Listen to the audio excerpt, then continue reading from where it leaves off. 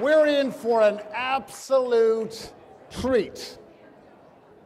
And the reason I believe that we're in for an absolute treat is last night, wasn't it tremendously entertaining having Dr. Steve Taubman? Wasn't one of the funniest things that you've ever seen? Thank you for all the participants.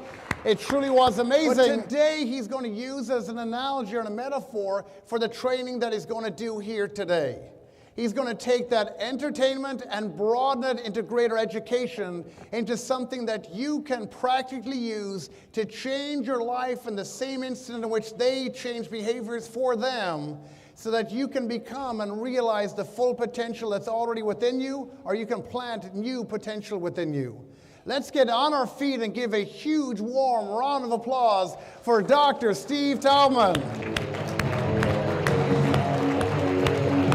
I was performing the show that you saw last night. I've been doing it all over the country, and I was asked to come to Jamaica, Barbados, for spring break. It's a dirty job, but somebody's got to do it, you know. So I've got all the people on stage, and they're doing all the stuff you saw last night. They're milking a cow and conducting an orchestra. I've got a guy who thinks he's pregnant. Another guy thinks he's a father. Weren't they wonderful last night? And I decided to try a new routine. And I took one of my subjects and I said, when you wake up, 3 things are going to happen. I said, number 1, just like we did last night, you don't believe that you're hypnotized, even though you are. I said, number 2, this is the worst show you've ever seen, and you are pissed at me. And I said, number 3, there's an invisible wall about 3 feet in front of you. So I wake everybody up and I say, how's everybody doing? And this guy says, you suck. Okay. Well, what's the problem? This show is terrible. I said, are you hypnotized? Of course not. Well, then leave. The guy gets up, he goes,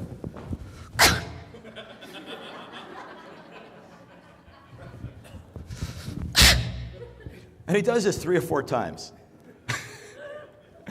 Can't budge. He finally gives up and he sits back down, and he does it like this. He crosses his arms.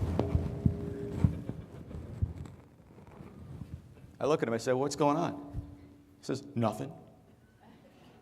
I said, are you hypnotized? He goes, no.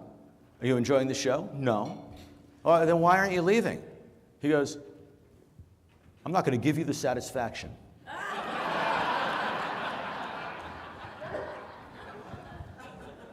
And how many of us have done that in our lives, right? We have a place we want to go, we want to create, we want to dream big, we want to make our lives bigger and share ourselves with others, and then we hit the wall. And effort doesn't seem to get us where we want to go. And so we eventually give up, and we sit back down, and we make excuses for why we're not where we want to be. I didn't really want it anyway. And how many of the people in your downline have given up, and they've said, you know what, it's not that important to me. They go into a state of ambivalence or apathy that's really just a thinly disguised version of hopelessness. And what they're hopeless about is they can't get through the wall. Okay. Now, as a magician, my job is to produce the illusion, the magic, the unbelievable. And I always like to put the power in the hands of my subjects. And so, for the time being, I'm going to let Sue be the magician. So, Sue, as the magician, your job is to guide me through a trick, but I'll help you, so don't worry about it. Good. So take the cards, and what I'm going to ask you to do is to spread them out. And now, what does a magician say when they do a card trick? Pick a card. She got that part right. Okay, so I'm just going to go ahead and pick a card out of there. Tell me to sign my name on the card. Sign your name on the check. Or check.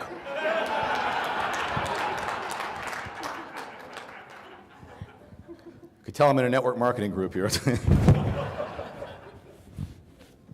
And to put it back into the deck. Put it back into the deck. Okay, good. Okay. And now tell me I'm going to make your card disappear. I'll make your card disappear. Okay, go ahead and do it. Okay. Okay, here, we'll give you a little magic wand. You can wave it over the deck.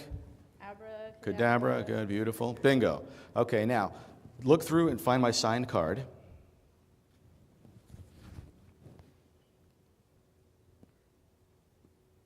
It disappeared. It disappeared. Tell him. It disappeared. Seriously, it's gone, right? Okay, we'll take the deck back and say, because this is kind of the big moment, you get to say, I've made your card disappear.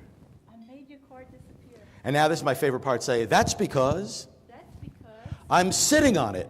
I'm sitting on it. Really?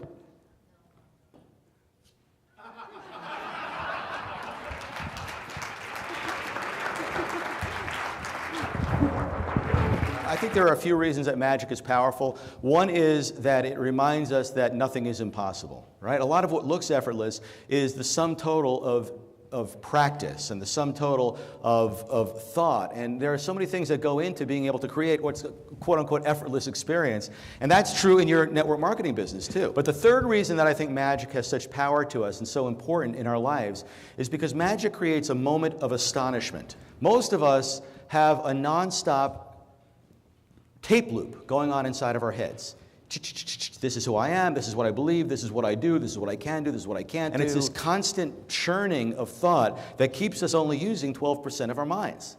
Well, there's all this capacity, all this potential to use other parts of our minds, and guess what? When you start using other parts of your mind, you become more resourceful, more creative, you start making more money, you start having more fun, you start filling your life with rooms like this with other people who do the same thing, and having freedom. Whatever you can do or think you can, begin it.